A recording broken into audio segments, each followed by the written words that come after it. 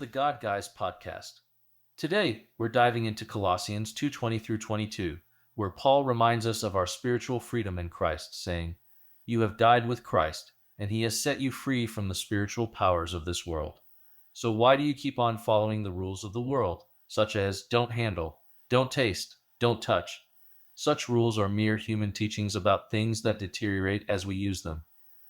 What does this mean for us today? It means that as believers, we have been set free from worldly principles and human doctrines that don't hold any spiritual value. The regulations Paul refers to, the don't handle, don't taste, don't touch rules, they're the religious rituals of his time. Today, it might be societal pressures, cultural norms, or our own self-imposed expectations. Much like the Colossians, we too experience pressures that veer from the gospel. We might not be dealing with strict dietary laws, but we often grapple with societal standards that can divert us from our spiritual path. The key takeaway here is that these worldly principles are obsolete for us who have found our faith in Christ. We're encouraged to live freely in our new spiritual life, unburdened by human regulations.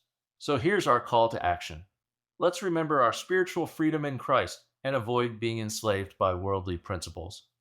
Whether it's social pressures or self-imposed rules, let's remember that our worth and spiritual purity come from Christ alone, not from human doctrines. Thank you for joining us today.